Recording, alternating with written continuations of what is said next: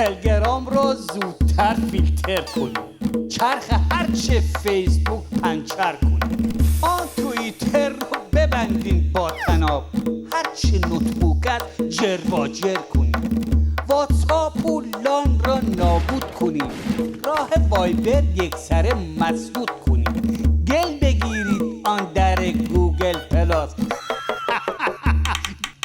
جمع کنید از وب و اینترنت پلاس.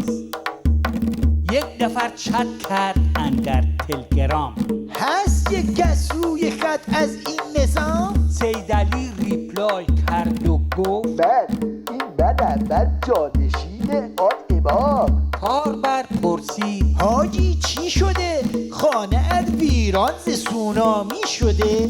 اینقدر پیغام و پسخام میدهی، بددهانی کرده دشنام میدهی. یک نفر با یک نفر در تلگرام گفتگویی میکند یک چند کلام. این چه جرمی هست در دین شما، چوب کرده توی آستین شما؟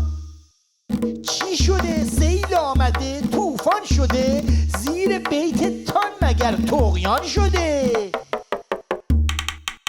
یک کمی گر علم ما بیشتر شود، ارتباط مردمان بهتر شود. خود تو هم شاید کنی چت با امام، پرسی از او راه کار این نظام.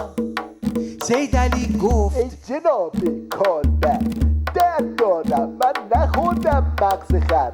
تو که فالو میکنی شخص مرا، دیده ای در تلگرام عکس مرا؟ دیده ای استیکر ها جنتی تا چه حد داده است بر ما ذلتی؟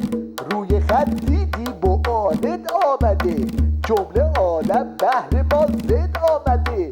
گر نبندم راه این ابزار را، گر نسازم پیش آن دیوار را، بیت من بر روی آب است ای بالا، نزد من بینی نشان نزد نظام.